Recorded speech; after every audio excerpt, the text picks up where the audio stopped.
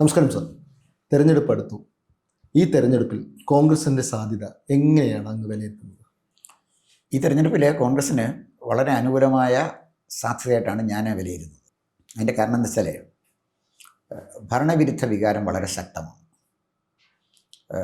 കോൺഗ്രസ്സിനകത്ത് സംഘടനാപരമായ നമ്മൾ പ്രതീക്ഷിച്ച അത്രയും വലിയൊരു പ്രശ്നങ്ങളിലേക്ക് പോയിട്ടില്ല. ഒന്നോ രണ്ടോ ചെറിയ കലാപങ്ങൾക്കപ്പുറം അതൊക്കെ അവർക്ക് പറഞ്ഞു തീർക്കാൻ കഴിയുന്ന കലാപങ്ങളൊക്കെ ഉള്ളൂ. അതിനപ്പുറത്ത് വലിയ വ്യാപകമായ തോതിൽ ഒരു പ്രശ്നം സ്ഥാനാർത്ഥി നിർണയവുമായി ബന്ധപ്പെട്ട് കേൾക്കുന്നില്ല.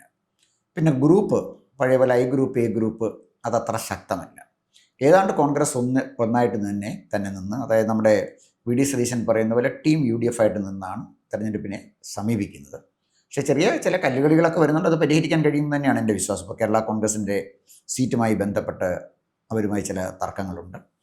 ചെറിയ ഘടകകക്ഷികളുമായിട്ടുള്ള ചില കൊച്ചു തർക്കങ്ങൾ, അതൊക്കെ കോൺഗ്രസിന് പരിഹരിക്കാൻ കഴിയുന്ന കാര്യങ്ങൾക്ക് അപ്പുറമൊന്നുമില്ല. ഇപ്പോൾ അടുത്ത സമയത്തായിട്ട് കണ്ണൂർ കെ സുധാകരൻ കലാപക്കൊടി ഉയർത്തിയിരിക്കുകയാണ്. അതെങ്ങനെ പോകും നോക്ക് ഇപ്പോൾ പറയാൻ പറ്റില്ല.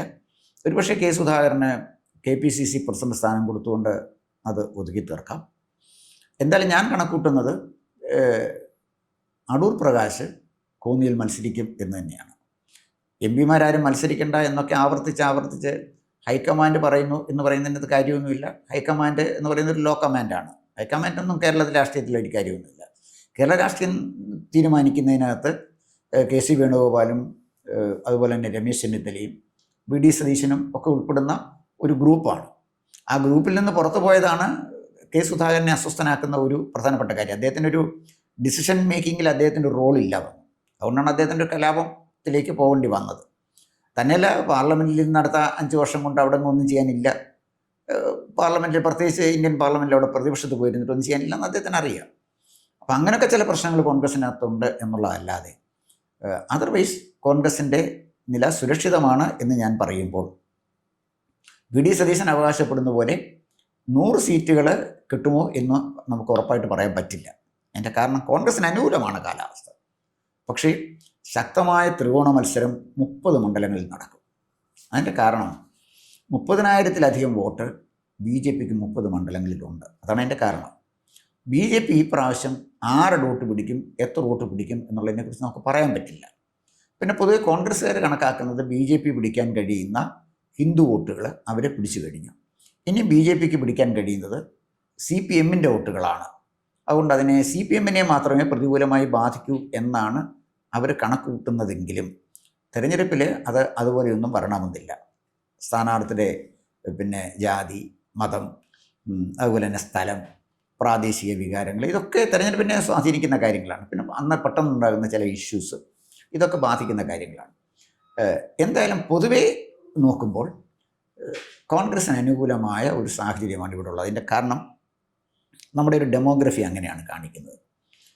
ഇപ്രാവശ്യം മുസ്ലിം വോട്ട് വലിയൊരു ശതമാനം കോൺഗ്രസിലേക്ക് തന്നെ പോകും. ക്രിസ്ത്യൻ വോട്ടും ഭൂരിപക്ഷവും കോൺഗ്രസിലേക്ക് പോകും. ബാക്കി വരുന്നൊരു ചെറിയ ന്യൂനപക്ഷം എന്തായാലും BJPയിലേക്ക് പോകും എന്ന് സംശയിക്കേണ്ട. പിന്നെ വരുന്നത് ഹിന്ദു വോട്ടാണ്. ഹിന്ദു വോട്ടുകൾ കോൺഗ്രസിന് കിട്ടുന്ന പരമ്പരാഗതമായ ഹിന്ദു വോട്ടുകളിൽ കുറച്ച് ഇപ്രാവശ്യം എന്തായാലും അവർക്ക് കിട്ടുമായിരിക്കും. എങ്കിലും ഹിന്ദു വോട്ടുകൾ 3ആയിട്ട് ചിതറിപ്പോകാനാണ് സാധ്യത. കുറേ CPM-ന് കിട്ടും, കുറേ കോൺഗ്രസ്സിന് കിട്ടും, കുറേ BJPക്കും കിട്ടും. അങ്ങനെ നമ്മൾ നോക്കുമ്പോൾ ഡെമോഗ്രാഫി വെച്ച് നമ്മൾ നോക്കിയാൽ കോൺഗ്രസ്സിന് വളരെ അനുകൂലമായൊരു സാഹചര്യമാണ് ഈ തെരഞ്ഞെടുപ്പിലുള്ളത്. അപ്പോൾ വീണ്ടും ഞാൻ അടിവരയിട്ട് പറയുന്നത് 30 മണ്ഡലങ്ങളിൽ BJP എങ്ങനെ പെർഫോം ചെയ്യും എന്നതനുസരിച്ചിരിക്കും കാര്യങ്ങൾ. എങ്കിലും വലിയ മുന്നേറ്റമൊന്നും UDF-ന് ഉണ്ടാക്കാൻ ഒരുപക്ഷേ കഴിഞ്ഞില്ലെങ്കിൽ പോലും അധികാരത്തിൽ വരത്തക്ക വിധത്തിലൊരു സംഖ്യ എത്തിച്ചേരാൻ കോൺഗ്രസിന് കഴിയും എന്ന് തന്നെയാണ് ഞാൻ വിശ്വസിക്കുന്നത്. ഈ കെ സുധാകരനെ ഒതുക്കുവാനുള്ള കാര്യം എന്താണ് കോൺഗ്രസിന്? കെ സുധാകരനെ ഒതുക്കാനുള്ള കാരണം കെ സുധാകരൻ വ്യക്തിത്വമുണ്ട് എന്നുള്ളത് തന്നെയാണ്. വ്യക്തിത്വമുള്ളൊരു നേതാവിന് കോൺഗ്രസിൽ അങ്ങനെ നിൽക്കാൻ പറ്റില്ല. ഇത്രയും കാലം നിന്നു. അപ്പോൾ പുറത്ത് പോകേണ്ടി വന്നത് അദ്ദേഹത്തിൻ്റെ വ്യക്തിത്വം ഉറപ്പിക്കാൻ ശ്രമിച്ചപ്പോഴല്ലേ. അദ്ദേഹത്തിനെ KPCC പ്രസിഡൻ്റായിട്ടിരുന്നു, യാതൊരു പ്രാധാന്യവും കൊടുത്തില്ല. KPCC പ്രസിഡൻ്റായിരുന്ന സുധാകരൻ എന്താ ചെയ്തത്? കോൺഗ്രസ് നേരിടേണ്ടി വരുന്നത് 2 പ്രബലമായ പാർട്ടികളെയാണ്. ഒന്ന് CPM-നെയും മറ്റൊന്ന് BJPയെയും. BJPയെയും CPM-നെയും നേരിടണമെങ്കിൽ കോൺഗ്രസ് കേഡർ പാർട്ടിയാകാൻ പറ്റില്ല, മിനിമം ഒരു സെമി കേഡർ പാർട്ടിയെങ്കിലും ആകണം എന്നായിരുന്നു അദ്ദേഹം ആഗ്രഹിച്ചത്. കോൺഗ്രസിന് ഒരു സെമി കേഡർ പാർട്ടിയാക്കാനുള്ള ശ്രമമാണ് സുധാകരൻ നടത്തിയത്. അത് കോൺഗ്രസ്സുകാർ എന്നെ തകർത്ത് കളഞ്ഞു. CPM-കാർ കണ്ണൂരിലെ CPM-കാർ ഇദ്ദേഹത്തെ വിളിച്ചിരിക്കുന്നത് ഗർജിക്കുന്ന സിംഹം എന്നാണ്. അപ്പോൾ അത് കോൺഗ്രസ്സുകാർക്കും അത് ബാധകമല്ലേ? ശരിക്കും പറഞ്ഞാൽ അദ്ദേഹം ഒരു ഗർജിക്കുന്ന സിംഹമായിരുന്നില്ലേ? അല്ല, ഗർജിക്കുന്ന സിംഹം എന്നൊക്കെ നമുക്കിങ്ങനെ പറയാമെന്നുള്ളതല്ലാതെ ഇപ്പം ഗർജിക്കുന്ന സിംഹമാണോ ഇല്ലയോ എന്ന് ചോദിച്ചാൽ ഞാൻ അതിനെക്കുറിച്ചൊന്നും അത്തരം ജാർഗണിലേക്കൊന്നും ഞാൻ വീഴുന്നില്ല, അത് ഞാൻ നോക്കുന്നില്ല. സുധാകരൻ നല്ല ഇച്ഛാശക്തിയുള്ള നേതാവാണ്, തീർച്ചയായിട്ടും ഇച്ഛാശക്തിയുള്ള നേതാവാണ്. കണ്ണൂരിൽ കോൺഗ്രസിന് ഒരു മേൽവിലാസം ഉണ്ടാക്കി കൊടുത്തത് സുധാകരനാണ്. പിന്നെ സുധാകരൻ്റെ ഒരു പ്രത്യേകത, സുധാകരനൊരു ധീരനായ പടനായകനാണ്. എപ്പോഴും പിന്നണിയിൽ നിൽക്കുന്ന ആളുകൾ മുന്നോട്ട് നീങ്ങുന്നത് പടനായകൻ്റെ ഇച്ഛാശക്തിയാണ്. ധീരനായ ഒരു പടനായകനാണെങ്കിൽ സൈന്യം അദ്ദേഹത്തിൻ്റെ മുന്നിൽ അച്ചടക്കത്തോടെ നിൽക്കും. അദ്ദേഹം ഭീരുവാണെങ്കിൽ സൈനികരും ഭീരുക്കളായിട്ട് മാറും. എന്തായാലും ശരി, കോൺഗ്രസിനകത്തെ അപൂർവം ധീരന്മാരായ പടനായകന്മാരിൽ ഒരാളാണ് സുധാകരൻ എന്ന് പറയാതിരിക്കാൻ പറ്റില്ല.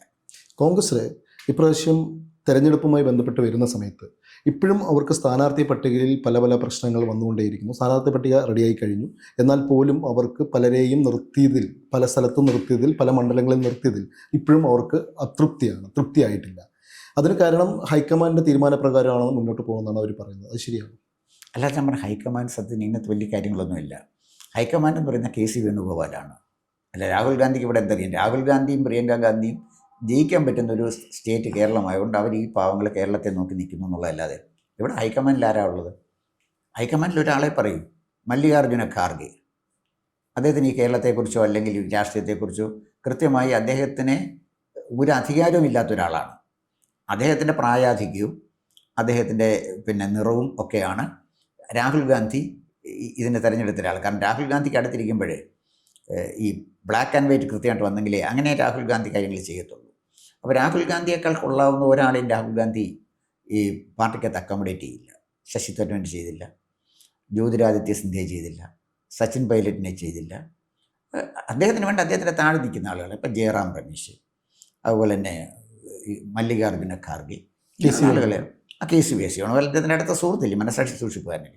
അപ്പോൾ എന്ന് പറഞ്ഞാൽ രാഹുൽ ഗാന്ധി പറയുന്നത് KC വേണുഗോപാൽ കേട്ടാണ്. KC വേണുഗോപാൽ എന്ത് പറയുന്നു അതാണ് രാഹുൽ ഗാന്ധി കേൾക്കുന്നത്. രാഹുൽ ഗാന്ധിയാണ് ഹൈക്കമാൻഡ്. അപ്പോൾ ഹൈക്കമാൻഡ് എന്ന യഥാർത്ഥത്തിൽ ആരാണ്? KC വേണുഗോപാലാണ്. അദ്ദേഹമാണ് തീരുമാനം എടുക്കുന്നത്. KC വേണുഗോപാൽ തന്ത്രശാലിയായ രാഷ്ട്രീയക്കാരൻ തന്നെയാണ്. അപ്പോൾ കേരളത്തിൽ എന്തൊക്കെയാണ്, എങ്ങനെയാണ് ചെയ്യേണ്ടതെന്നുള്ളതിനെക്കുറിച്ച് നല്ല കൃത്യമായ ബോധ്യം KCക്കുണ്ട്. അതനുസരിച്ച് കരുക്കൾ നീക്കും. അത് എങ്കിലേ കോൺഗ്രസ് മുന്നോട്ട് പോകാനും പറ്റുള്ളൂ. പിന്നെ പൊതുവെ പഴയ കാലമൊക്കെ ആയിട്ട് നമ്മൾ തട്ടിച്ച് നോക്കുമ്പോൾ വലിയ പ്രശ്നങ്ങൾ കോൺഗ്രസ്സിലുള്ളതായിട്ട് എനിക്ക് സത്യത്തിന് തോന്നുന്നില്ല. ഇപ്രാവശ്യം പ്രശ്നങ്ങളില്ല എന്നാണ് അങ്ങ് പറയുന്നത്? പ്രശ്നങ്ങൾ കുറവാണ് കോൺഗ്രസ്. അങ്ങനെയാണെങ്കിൽ അങ്ങ് വലിയൊരു രാഷ്ട്രീയ നിരീക്ഷകനാണ്, ജ്യോത്സ്യനല്ല. എന്നാലും ഞാൻ ചോദിക്കുകയാണ്, ഇപ്രാവശ്യത്തെ തെരഞ്ഞെടുപ്പിൽ മത്സരിച്ച് കഴിഞ്ഞാൽ എത്ര സീറ്റോളം കോൺഗ്രസിന് കിട്ടും? അങ്ങനെയുള്ള ഒരു വിലയിരുത്തലാണ് ചോദിക്കുന്നത്. അല്ല, കോൺഗ്രസിന് എത്ര സീറ്റ് കിട്ടുമെന്ന് ചോദിച്ചാൽ ഈ ആൻറ്റി ഇൻകംബൻസി എങ്ങനെ എത്ര ശക്തമായി വീശും എന്ന് പറയുമ്പോഴേ നമുക്ക് എത്ര സീറ്റ് കോൺഗ്രസിന് കിട്ടുമെന്ന് പറയാനൊക്കെ ഉള്ളൂ. തന്നെയല്ല, ഇനി സ്ഥാനാർത്ഥികൾ വരണം, തെരഞ്ഞെടുപ്പ് പ്രചരണം തുടങ്ങണം, പിന്നെ നമ്മളൊരു ഊഹക്കണക്കൊക്കെ പറയാനേ ഒക്കത്തുള്ളൂ. എന്തായാലും ശരി, കോൺഗ്രസിന് കംഫർട്ടബിൾ മെജോറിറ്റി ഭരിക്കാൻ കിട്ടും എന്ന കാര്യം ഏതാണ്ട് ഉറപ്പായിട്ട് പറയാം. ഞാനതാണ് ആദ്യം തന്നെ പറഞ്ഞത്. BJPയുടെ വരവ് എങ്ങനെ എത്രമാത്രം കോൺഗ്രസിനെ പ്രതികൂലമായി ബാധിക്കും. CPM-നെ പ്രതികൂലമായിട്ട് ബാധിക്കുന്നുള്ളതിന് തർക്കമൊന്നുമില്ല. പക്ഷേ കോൺഗ്രസിനെ എങ്ങനെ പ്രതികൂലമായിട്ട് ബാധിക്കും നമ്മൾ പറയാറായിട്ടില്ല. ഭരിക്കാൻ കംഫർട്ടബിളായ മെജോറിറ്റി, പഴയ പോലെ 72-73 സീറ്റല്ല ഞാൻ ഉദ്ദേശിക്കുന്നത്. എന്തായാലും ശരി, എൻ്റെ ഒരു കണക്കൂട്ടലനുസരിച്ച് 80-നും 90-നും ഇടയ്ക്കുള്ള സീറ്റ് കോൺഗ്രസ്സിന് കിട്ടും എന്നാണ് ഞാൻ കണക്കാക്കുന്നത്. 80-നും 90-നും ഇടയ്ക്ക്. 100 കവിഞ്ഞു പോകില്ല, 90 കഴിഞ്ഞു പോകുമെന്ന് ഞാൻ കരുതുന്നു. അപ്പോൾ കേരളത്തിൽ ഏറ്റവും വലിയ ഒറ്റക്കക്ഷി അവരാണ്? കേരളത്തിലെ ഏറ്റവും വലിയ ഒറ്റക്കക്ഷിയായിട്ട് കോൺഗ്രസ് വരും. തീർച്ചയായിട്ടും, അതിന് സംശയിക്കേണ്ട കാര്യമില്ല. ആയിക്കോട്ടെ, നമുക്ക് വെറും മണിക്കൂറുകളേ ഉള്ളൂ. നമുക്ക് എന്തായാലും കാത്തിരുന്ന് കാണാം. നന്ദി, നമസ്കാരം. കൂടുതൽ വാർത്തകളും വിശേഷങ്ങളും നേരിട്ട് ലഭിക്കാൻ ജനങ്ങളിൽ നിന്ന് ജനങ്ങളിലേക്ക് ജനഭൂമി ന്യൂസ് സബ്സ്ക്രൈബ് ചെയ്യൂ. ബെൽ ബട്ടൺ അമർത്താനും മറക്കരുത്. കൂടുതൽ വാർത്തകളും വിശേഷങ്ങളും നേരിട്ട് ലഭിക്കാൻ ജനങ്ങളിൽ നിന്ന് ജനങ്ങളിലേക്ക് ജനഭൂമി ന്യൂസ് സബ്സ്ക്രൈബ് ചെയ്യൂ. ബെൽ ബട്ടൺ അമർത്താനും മറക്കരുത്.